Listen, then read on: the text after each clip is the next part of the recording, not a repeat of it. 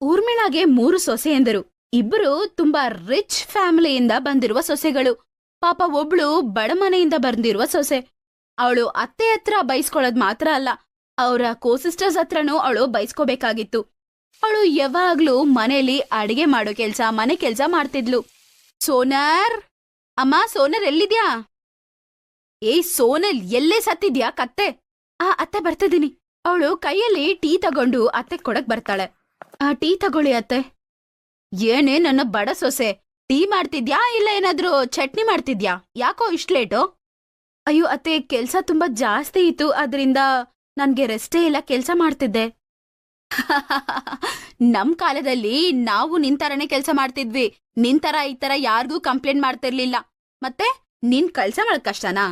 ನನ್ನ 2 ಸೊಸೆ ರಾಣಿಯಂದ್ರಿಗೆ ಟೀ ಯಾರು ತಂದು ಕೊಡ್ತಾರೆ? ಅತ್ತೆ, ಬೇಕಂದ್ರೆ ಅವರೇ ಹೋಗಿ ಮಾಡ್ಕೋಬೋದಲ್ವಾ? ಯಾಕೆ ನಿನ್ ಕೈ ಏನಾದ್ರೂ ಒಡ್ದೋಗಿದ್ಯಾ? ಹೋಗ್ ತಂದ್ಕೊಡ ಅವ್ರಿಗೆ ಟೀ. ಸರಿ ಅತ್ತೆ. ಅವ್ರ ಅತ್ತೆ ಹಂಗ್ ಹೇಳಿದ್ಮೇಲೆ ಅವಳ ಕೈಯಲ್ಲಿ ಏನು ಮಾಡಕ್ ಆಗಿಲ್ಲ. ಈ ಅತ್ತೆ ನನ್ನ ಮಾತ್ರ ಯಾಕೆ ಹಿಂಗ್ ಟ್ರೀಟ್ ಮಾಡ್ತಿದಾರೋ ಅರ್ಥ ಆಗ್ತಿಲ್ಲ ನನ್ಗೆ. ನಿಜವಾಗ್ಲೂ ತುಂಬಾನೇ ಬೇಜಾರಾಗ್ತಿದೆ. ಅದು ಅಲ್ದೆ ನಾನು ಈ ಮನೆ ಸೊಸೆ ಇಲ್ಲ ಕೆಲ್ಸದವಳ ಅಂತ ನನಗ್ ಗೊತ್ತಿಲ್ಲ. ನನ್ನ ಹಿಂಗ್ ನಡೆಸ್ತಿದಾರೆ ಅಂತ ನನ್ಗೆ ತುಂಬಾ ಬೇಜಾರಾಗ್ತಿದೆ, ಗೊತ್ತಾಗ್ತಿಲ್ಲ. ಅವ್ರನ್ನ ಮಾತ್ರ ಚೆನ್ನಾಗಿ ನೋಡ್ಕೋತಾಳೆ. ಯಾಕಂದ್ರೆ ನಾನು ಬಡಮನೆ ಹುಡುಗಿ ಅಲ್ವಾ, ಅದಕ್ಕೆ ನನ್ನ ಹಿಂಗ್ ನಡೆಸ್ತಿದ್ದಾಳೆ.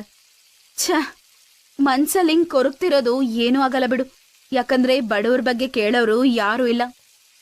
ಅವಳು ದಿನನಿತ್ಯ ಮನೆ ಕೆಲ್ಸ, ಕಿಚನಲ್ಲಿ ಕೆಲ್ಸ ಮಾಡ್ತಿರ್ತಾಳೆ. ಅದು ಮಾತ್ರ ಅಲ್ಲ, ಅವಳು ಮನೆ ಕೆಲ್ಸ ಮಾಡೋದ್ರ ಜೊತೆಗೆ ಅಲ್ಲಿರುವ 2 ಕೋಸಿಸ್ಟರ್ ಹತ್ರನೂ ಬೈಸ್ಕೋಬೇಕು. ಅದ್ರಲ್ಲೂ ಅವರು ಚಿಕ್ಕ ಸೊಸೆಯಂದ್ರು. ಸಮಯದ ಜೊತೆಗೆ ಅವ್ರಿಗೆ ಚಳಿನೂ ಜಾಸ್ತಿ ಆಗತ್ತೆ. ಊರ್ಮಿಳಾ ಜೊತೆ ಕುತ್ಕೊಂಡು 2 ಸೊಸೆಯಂದ್ರು ಈಗಂತ ಅಂತಾರೆ, ಅತ್ತೆ ಚಳಿಗಾಲ ಬಂದ್ಬಿಟ್ಟಿದೆ, ಅದೇ ನಿಮ್ಗೆ ಗೊತ್ತಲ್ವಾ ನನ್ಗೆ ಚಳಿ ಅಂದ್ರೆ ಆಗೋದಿಲ್ಲ ಅಂತ. ಅದಕ್ಕೆ ಡ್ಯಾಡಿಗೆ ಹೇಳಿ ನಮ್ 4 ಜನಗೆ ಹೀಟರ್ ತಗೊಳಕ್ ಹೇಳಿದೀನಿ, ನಾವು ಆರಾಮಾಗಿ ಮಲ್ಕೋಬಹುದು. ಅತ್ತೆ, ನಾನು ತುಂಬಾ ಶಾಪಿಂಗ್ ಮಾಡಿದೀನಿ ನೋಡಿ. ನಿಮ್ಗೋಸ್ಕರ ಹೊಸ ಶಾಲ್ ಕೂಡ ತಗೊಂಡ್ ಬಂದಿದ್ದೀನಿ, ಚೆನ್ನಾಗಿದ್ಯಾ? ಕೊಡೋದಕ್ಕೆ ನಿಮ್ಮಿಬ್ರಿಗೆ ಮಾತ್ರ ಗೊತ್ತಾ?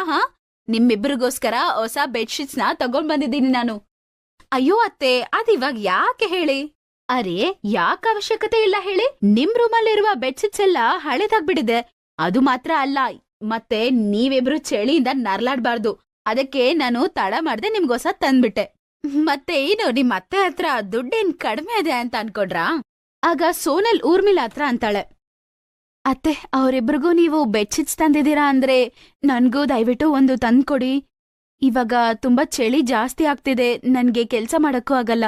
ಅದು ಅಲ್ದೆ ನ್ಯೂಸಲ್ಲಿ ಈ ಸಲ ಚಳಿ ಜಾಸ್ತಿ ಇರತ್ತೆ ಅಂತ ಹೇಳಿದ್ದಾರೆ. ಏನೇ ಬಡ ಸೊಸೆ, ಏನು ಊರ್ಮಿಳಾ ಹತ್ರ ಗಿಡ ಇದೆ ಅನ್ಕೊಂಡ್ಯಾ? ಅದೇ ದುಡ್ಡು ಬಿಡೋ ಗಿಡ.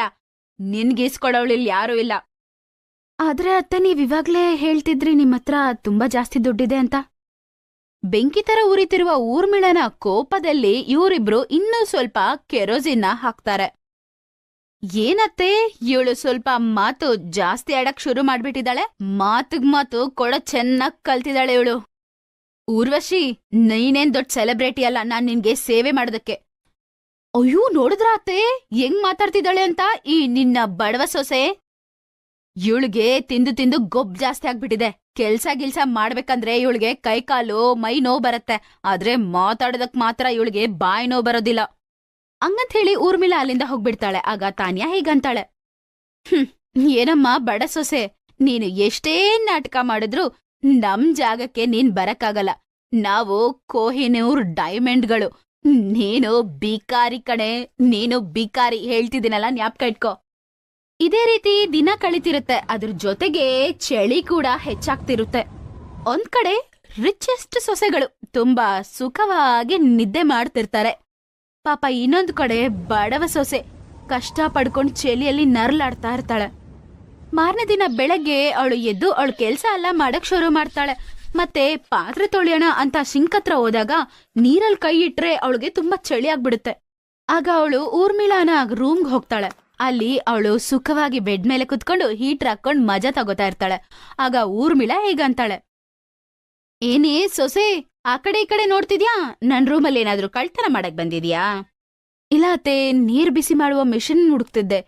ತುಂಬಾ ತಣ್ಣಗ್ ಬರ್ತಿದೆ ನೀರು, ಪಾತ್ರೆ ತೊಳೆಯೋದಕ್ಕೂ ಆಗ್ತಿಲ್ಲ. ಅದಕ್ಕೆ ಆ ನೀರಲ್ಲಿ ಕೈ ಇಟ್ರೆ ತುಂಬಾ ಜುಲ್ಲಂತಿದೆ. ಹೌದಾ? ಮಹಾರಾಣಿಗೆ ಪಾತ್ರೆ ತೊಳೆಯೋದಕ್ಕೆ ಬಿಸಿ ನೀರ್ ಬೇಕಾಗಿದ್ಯಾ? ಕರೆಂಟ್ ಬಿಲ್ ನಿಮ್ಮಪ್ಪ ಏನಾದ್ರೂ ಬಂದ್ ಕಟ್ತಾನ? ಮಿಷಿನ್ ಇಲ್ಲ, ಏನೂ ಇಲ್ಲ. ಹೋಗಿ ಫಸ್ಟ್ ಕೆಲ್ಸ ಮುಗ್ಸು, ಆಯ್ತಾ? ಅವಳು ಈ ತರ ಬೈದು ಅವಳನ್ನ ಅಲ್ಲಿಂದ ಕಳ್ಸ್ಬಿಡ್ತಾಳೆ. ಪಾಪ ಅವಳು ಏನು ಮಾಡಕ್ಕಾಗಲ್ಲ. ಆ ಚಳಿಯಲ್ಲೇ ಅವಳು ಆ ತಣ್ಣಗಿರೋ ನೀರಲ್ಲೇ ಪಾತ್ರೆ ತೊಳಿತಾ ಇರ್ತಾಳೆ ಪಾಪ, ಕಷ್ಟ ಪಡ್ಕೊಂಡು. ಅವಳತ್ರ ಸ್ವೆಟರ್ ಇಲ್ಲ, ಶಾಲ್ವಿಲ್ಲ, ಏನೂ ಇಲ್ಲ. ಅಷ್ಟು ಚಳಿಯಲ್ಲಿ ಊರ್ಮಿಳಾ ಅವಳ ಸೊಸೆನ ಎಲ್ಲಾ ವೆಜಿಟೇಬಲ್ಸ್ ತರೋದಕ್ಕೆ ಕಳಿಸ್ತಾಳೆ. ಸ್ವಲ್ಪ ದಿನ ಆದ್ಮೇಲೆ ಊರ್ಮಿಳಾಗೆ ಮೈ ಹುಷಾರಿಲ್ದೆ ಆಗ್ಬಿಡುತ್ತೆ. ಅವಳು ನರ್ಲಾಡ್ತಿರೋದನ್ನ ನೋಡಿ ಅವ್ರ ಸೊಸೆ ಒಳಗಡೆ ಹೋಗಿ ನೋಡ್ತಾಳೆ. ಅತ್ತೆ, ಏನಾಯ್ತು? ನೀವ್ ಚೆನ್ನಾಗೇ ಇದೀರಲ್ವಾ? ಅಯ್ಯೋ, ಏನತ್ತ ಇಷ್ಟು ಜ್ವರ ಬಂದಿದೆ? ಒಂದ್ ನಿಮಿಷ, ಈಗ್ಲೇ ಬರ್ತೀನಿ ಹಂಗಂತ ಹೇಳಿ ಅವಳು ಕಿಚನ್ ಒಳಗಡೆ ಹೋಗಿ ಕಷಾಯ ಮಾಡ್ಕೊಂಡು ಅತ್ತೆಗೆ ತಗೊಂಡ್ ಬಂದು ಕೊಡ್ತಾಳೆ. ಅವಳು ಅದನ್ನ ಕುಡಿತಾಳೆ, ಮತ್ತೆ ತಲೆ ಮೇಲೆ ಒದ್ದೆ ಬಟ್ಟೆ ಕೂಡ ಹಾಕ್ತಾಳೆ. ಅವಳು ರಾತ್ರಿ ಹಗಲು ಅಂತ ಅತ್ತೆಗೆ ಸೇವೆ ಮಾಡ್ತಾಳೆ. ಅತ್ತೆನ ಬಿಟ್ಟು ಎಲ್ಲೂ ಹೋಗಿಲ್ಲ. ಪಾಪ ಅವ್ರಿಗೆ ಮೈ ಹುಷಾರಿಲ್ದೇ ಇರುವಾಗ ಜೊತೆಯಲ್ಲೇ ಇರ್ತಾಳೆ. ಮಾರನೇ ದಿನ ಅವರಿಬ್ರು ಅವ್ರ ಅತ್ತೆ ಹತ್ರ ಬರ್ತಾರೆ. ಗುಡ್ ಮಾರ್ನಿಂಗ್ ಅತ್ತೆ. ಗುಡ್ ಮಾರ್ನಿಂಗ್ ಅತ್ತೆ. ಯಾಕತ್ತೆ, ನಿಮ್ ಮುಖ ಯಾಕಂಗ್ ಸಪ್ಪಗಿದೆ? ಅತ್ತೆಗೆ ಮೈ ಹುಷಾರಿಲ್ಲ, ರಾತ್ರಿಯಿಂದ ಜ್ವರ ಜಾಸ್ತಿ ಇತ್ತು.